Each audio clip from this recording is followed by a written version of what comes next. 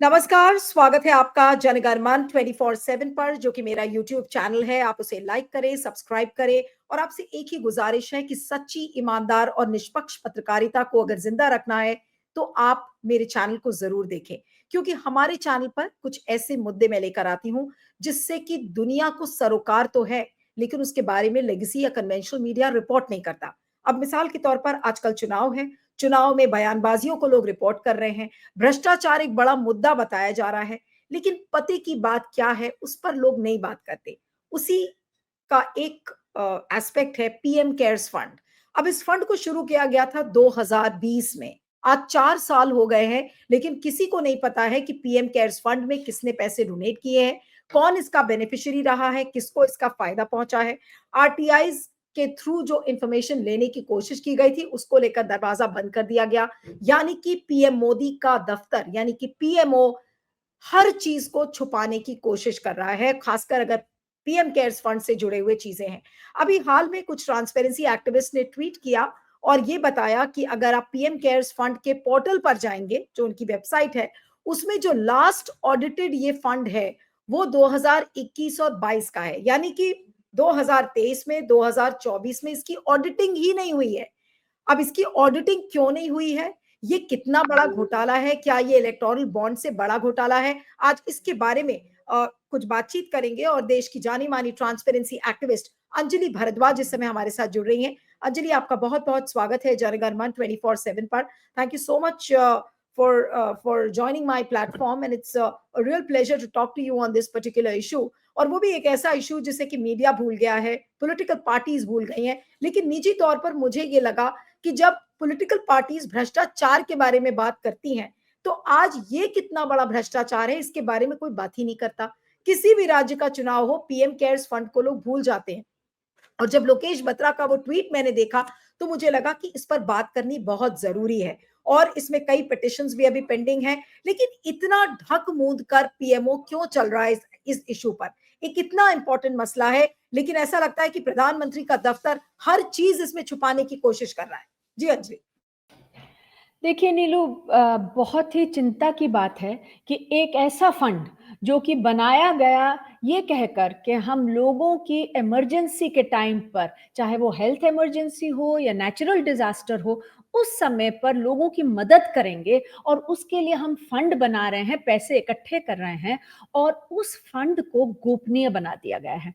Fund जो है वो ट्रस्ट के रूप में सेटअप किया गया। ट्रस्ट के चेयरपर्सन कौन है? हमारे प्रधानमंत्री हैं, अपनी एक्स ऑफिशियो कैपेसिटी में हैं, not as Mr Narendra Modi but as the prime minister of the country. Trust के जो ट्रस्टीज हैं उसमें से 3 बड़े मिनिस्टर हमारे देश के एक्स ऑफिशियो कैपेसिटी में बैठे हैं और अब ये कहा जा रहा है कि हम सूचना नहीं देंगे इस ट्रस्ट के बारे में। ये तो निजी ट्रस्ट है। कैसे निजी ट्रस्ट है? या किसी का यह पारिवारिक ट्रस्ट है क्या? ये तो ट्रस्ट आपने बनाया है प्रधानमंत्री के जो निर्देश है उसके तहत बनाया है और आप इसमें पैसे इकट्ठे कर रहे हैं, करोड़ों रुपए इकट्ठे कर रहे हैं लोगों के हित के लिए। तो लोगों से छुपाने की क्या जरूरत है कि कहां से पैसा आ रहा है और कहां जा रहा है? अब अगर मैं आपको क्रोनोलॉजी इसकी 2 मिनट में बताऊं नीलू, बहुत जरूरी है। ये फंड सेटअप किया गया कोविड के दौरान 28 मार्च 2020 को और 23 हम ये जानते हैं बहुत क्लियरली कि 31 मार्च जो है ईयर एंड होता है, फाइनेंशियल ईयर एंड होता है। तो लास्ट के 4 दिन 28 मार्च से 31 मार्च के बीच में 3,000 करोड़ से ज्यादा रुपए इकट्ठे हुए पीएम केयर्स फंड में। ये पैसा ज्यादातर आया सीएसआर पैसा, जो कि ईयर एंड पे इकट्ठा हो गया था, पीएसयूज के पास इकट्ठा हो गया था, बाकी कंपनियों के पास इकट्ठा हो गया था। वो कॉर्पोरेट सोशल रिस्पॉन्सिबिलिटी का पैसा इस फंड में चला गया। अब अगर आप कंपनीज एक्ट को पढ़ेंगी, उसमें शेड्यूल 7 कहता है कि ये फंड केवल दिया जा सकता है सेंट्रल गवर्नमेंट द्वारा बनाई गई किसी बॉडी को और सूचना के अधिकार कानून में लिखा है कि जो बॉडी सेंट्रल गवर्नमेंट के द्वारा बनाई गई है वो सूचना के अधिकार के तहत आती है। तो सरकार ने जब ये बनाया गया पीएम केयर्स ट्रस्ट जो बनाया गया है, जब ये बनाया गया तो ये कहा गया कि इसमें पैसे आ सकते हैं सीएसआर के। ये फंड जो था ये एक पब्लिक फंड के तरीके से, पब्लिक अथॉरिटी के तरीके से चलाया गया। लेकिन जैसे ही लोगों ने सवाल पूछने शुरू किए, सूचना के अधिकार में अर्जियां लगानी शुरू की, तो कह दिया गया ये प्राइवेट ट्रस्ट है। और कैसे कहा गया, कंपनीज एक्ट को रेट्रोस्पेक्टिवली बदल दिया गया, ये कहकर कि हम अब पीएम केयर्स को भी अलाउ कर देंगे सीएसआर लेने के लिए और रेट्रोस्पेक्टिवली अलाउ कर देंगे, ये कहकर इस फंड को इन्होंने इंक्लूड किया कंपनीज एक्ट को बदलते हुए। तो मंशा साफ है, मंशा यही थी कि हम पैसे इकट्ठे कर रहे हैं पीएम केयर्स फंड में, ये कहकर के ये सेंट्रल गवर्नमेंट द्वारा बनाई गई एक ट्रस्ट है। और फिर जब लोगों ने सूचना मांगी तो फटाफट ये बात कर दी गई कि हम तो पब्लिक अथॉरिटी है ही नहीं, हम तो प्राइवेट ट्रस्ट हैं और हम नहीं देंगे सूचना। तो ये जो पूरी जो चीज है ये लोगों के जानने के अधिकार का हनन है, ये हमारे संविधानिक, हमारे मौलिक अधिकार का एक लोकतंत्र में हनन है। और ये मुझे लगता है कि बहुत ही चिंताजनक बात है। इसकी अगर अकाउंटेबिलिटी फिक्स होगी अंजलि, तो इसमें कौन रिस्पॉन्सिबल होगा? क्योंकि इसमें प्राइम मिनिस्टर उसके हेड हैं और उसके अलावा 3 कैबिनेट मिनिस्टर्स भी हैं। तो अगर आज कटघरे में खड़ी करती है अदालत, जब भी ये केस लिया जाएगा, अभी तो ये भी नहीं पता कि अदालत कब इस केस को लेगा, लेकिन जब भी इसको लिया जाएगा तो इसमें अगर सजा होती है या जिम्मेदारी ठहराई जाएगी, तो इसमें कौन अकाउंटेबल होगा? देखिए, किसी भी ट्रस्ट में जो चेयरपर्सन होते हैं वो उनके ऊपर तो फाइनल रिस्पॉन्सिबिलिटी है ही। जो ट्रस्टीज हैं उनकी रिस्पॉन्सिबिलिटी है, उनकी अकाउंटेबिलिटी है, उनकी जवाबदेही है, ये तो स्पष्ट है ही। लेकिन इसमें मैं नीलू ये जोड़ना चाहूंगी कि देखिए इसमें व्हाट इज एट स्टेक, बहुत जरूरी बात है कि अगर हम इलेक्टोरल बॉन्ड्स का जो पूरा जजमेंट आया उसको समझें, उसमें कोर्ट ने यही कहा कि लोगों को जानने का हक है कि कैसे पैसे इकट्ठे किए जा रहे हैं इस इंस्ट्रूमेंट में, क्योंकि बहुत ये इंस्ट्रूमेंट्स जो होते हैं इनको क्विड प्रो को के लिए यूज किया जा सकता है। अब इलेक्टोरल बॉन्ड्स में क्या हो रहा था, कई कंपनियां थी जो पैसे दे रही थी इलेक्टोरल बॉन्ड्स के जरिए से रूलिंग पार्टी को, और फिर रूलिंग पार्टी से वो कंपनियां कॉन्ट्रैक्ट्स ले रही थी बड़े बड़े गलत तरीके से। वो कंपनियां जो थी वो रेगुलेटरी इनएक्शन करा रही थी पैसे देकर, वो कंपनियां जो थी वो पैसे देकर अपना बचाव करा रही थी, एक्सटॉर्शन भी चल रहा था। अब ये जो पॉसिबिलिटीज हैं वो पॉसिबिलिटीज इलेक्टोरल बॉन्ड्स में भी थी और पीएम केयर्स में भी हैं, क्योंकि हम ये समझें कि रूलिंग पार्टी के ही नुमाइंदे, चाहे वो हमारे प्रधानमंत्री हो चाहे दूसरे मंत्री हो, वो आज बैठे हुए हैं पीएम केयर्स के ट्रस्ट पर। तो अगर कोई कंपनी चाहती है कि क्विड प्रो को हो, वो कंपनी कहती है कि हम पीएम केयर्स में पैसे दे देंगे और जो Bharatiya Janata party ruling party है वो हमें एक बड़ा कॉन्ट्रैक्ट दे दे, वो पॉसिबल है। मैं नहीं कह रही कि हो रहा है, पर वो पॉसिबल है। अगर रेगुलेटरी इनएक्शन, कोई ड्रग कंपनी है वो कहती है कि हम गलत ड्रग्स बना रहे हैं, हम गलत दवाइयां बना रहे हैं, हमारे ऊपर एक्शन मत लीजिए, तो पैसे दे दें अगर वो, तो रूलिंग पार्टी उन पे एक्शन ना ले, ये पॉसिबल है। एक्सटॉर्शन पॉसिबल है। तो सारी पॉसिबिलिटी एग्जिस्ट करती हैं जो इलेक्टोरल बॉन्ड्स में एग्जिस्ट करती थी, जो कि सुप्रीम कोर्ट ने कहा था कि इलेक्टोरल बॉन्ड्स की सूचना इसलिए बाहर आनी चाहिए क्योंकि ये सारी चीजें क्विड प्रो को, एक्सटॉर्शन और रेगुलेटरी इनएक्शन, ये सारी चीजें पॉसिबल हैं, वो सारी चीजें पीएम केयर्स में भी पॉसिबल हैं। तो हम, मुझे लगता है कि बहुत जरूरी है कि ये समझें कि ये केवल किसी एक फंड की बात नहीं है, किसी एक ट्रस्ट की बात नहीं है, ये लोकतंत्र की बात है।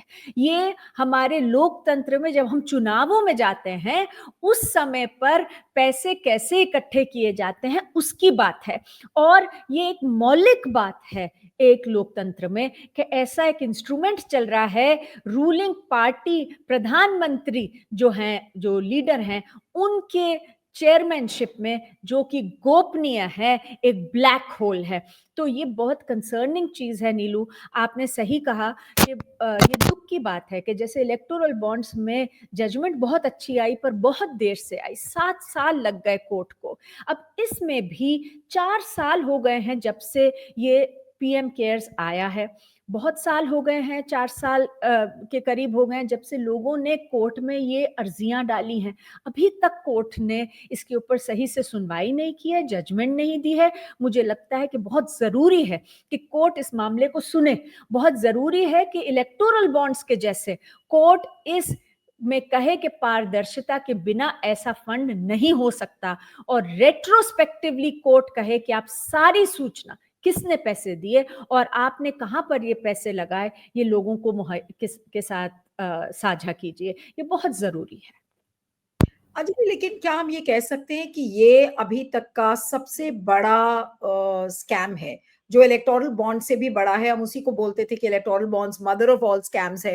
लेकिन क्या पीएम केयर्स फंड भारत के इतिहास का सबसे बड़ा स्कैम है, जिसकी अगुवाई मोदी जी के अंडर में हो रही है?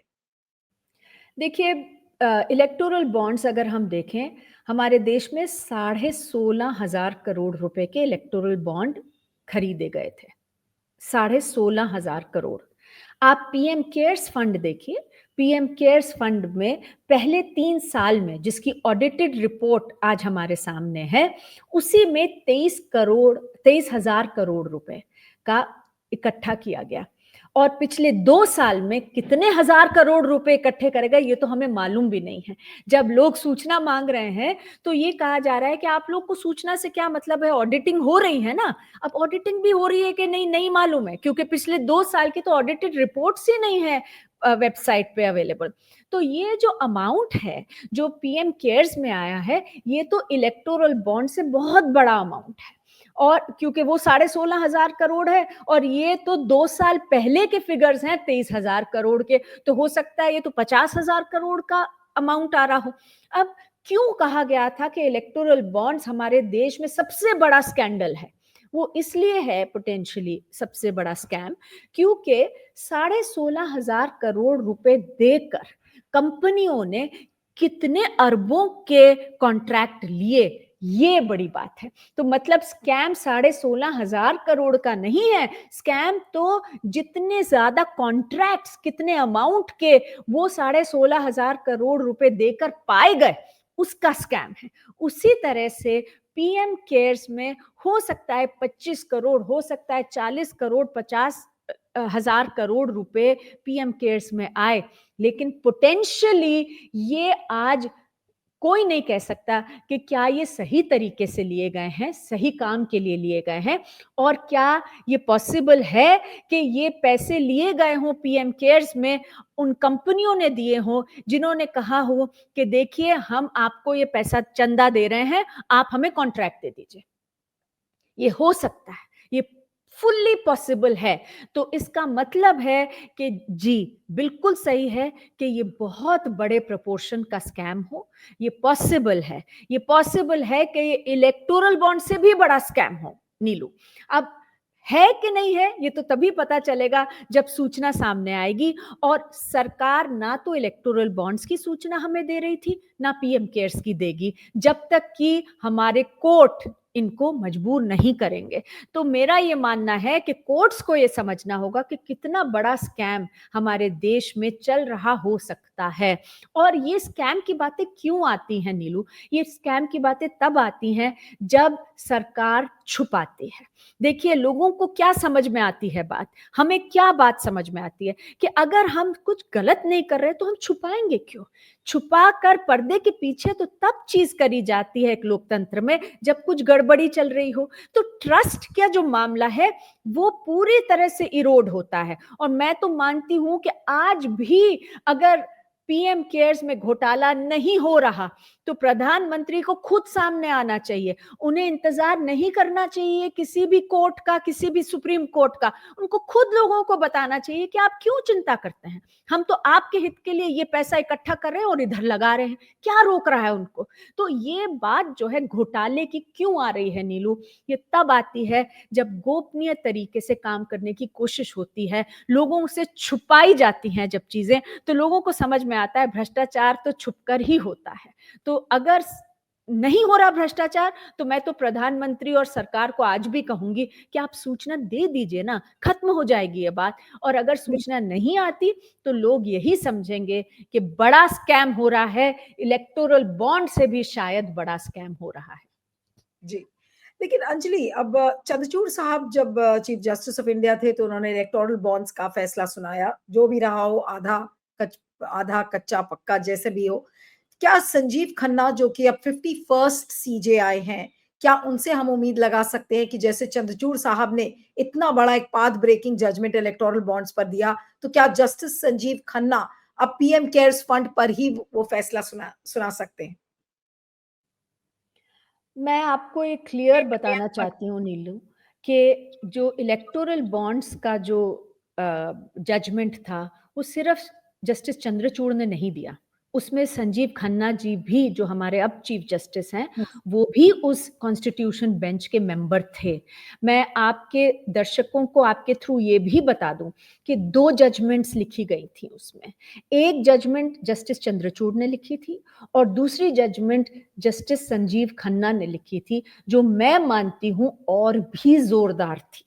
तो जो जस्टिस संजीव खन्ना है, क्यों हम उम्मीद ना करें कि वो इसको भी समझेंगे और इसको भी वो इसी नजरिए से देखेंगे कि लोगों के, उन्होंने अपनी जजमेंट में अगर आप पढ़ेंगे जो इलेक्टोरल बॉन्ड्स में संजीव खन्ना, जस्टिस संजीव खन्ना ने जो जजमेंट लिखी है वो बहुत ही बढ़िया जजमेंट है, जिसमें उन्होंने कहा है कि ये तो क्लाइंटलिज्म है। उन्होंने टर्म यूज करा है क्लाइंटलिज्म। उन्होंने कहा कि देखिए जब पैसे इकट्ठे किए जाते हैं कॉर्पोरेट से, तो कॉर्पोरेट तो क्लाइंट बन गया एक तरह से रूलिंग पार्टी का। तो अब ये पीएम केयर्स में जब पैसे इकट्ठे किए जा रहे हैं तो मुझे तो लगता है कि जस्टिस खन्ना को पूरी समझ है कि किस तरह से क्लाइंटलिज्म यहाँ पे भी पॉसिबल है। हम उम्मीद करते हैं, देखिए लोकतंत्र में जब तक हमारी जुडिशरी सही काम नहीं करेगी, जब तक हमारे जज ये नहीं समझेंगे कि उनके ऊपर क्या जिम्मेवारी है लोकतंत्र में, लोकतंत्र सही नहीं चल सकता।